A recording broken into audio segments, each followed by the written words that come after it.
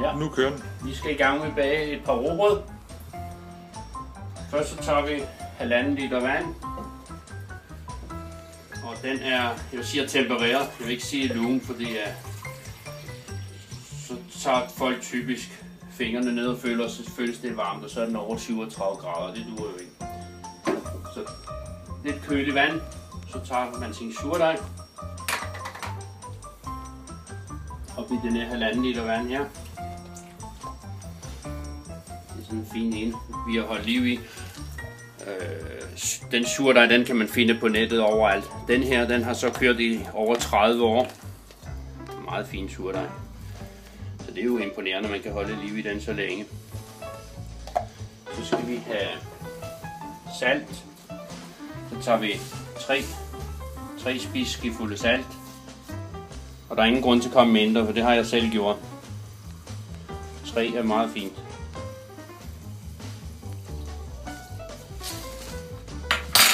Så skal vi lige røre surdejen ud her.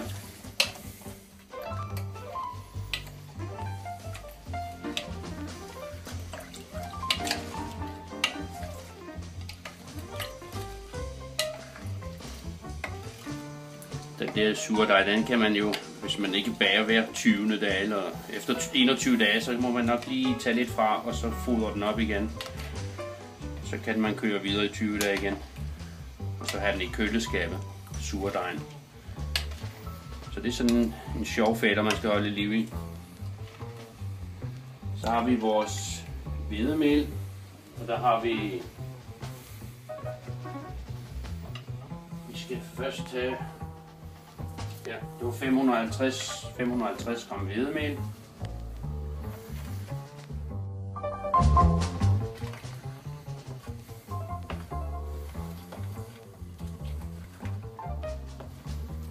Lige komme 100 gram solsikkekerner i med det samme. Så er de ikke så hårde, når de står et døgn over. Det kan man jo vælge, om man vil have mere eller mindre af.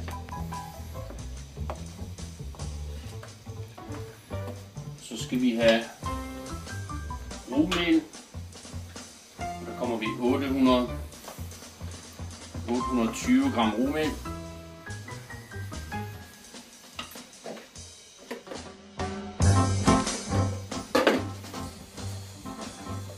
Så gælder det bare med at røre det godt ud. Så skal det så bare stå til en gang i morgen. Det passer fint, hvis man gør det om formiddagen, og så tager man gang i den dagen efter.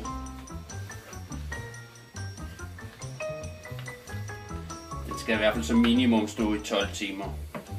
Jeg har så bare valgt at køre et døgn over.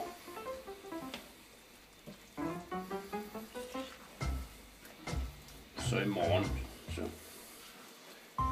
kommer vi lige lidt flere ting i.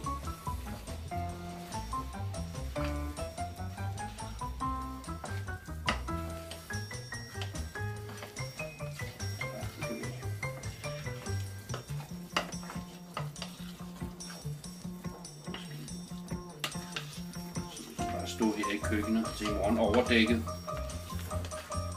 Så kommer der så rigtig liv i den.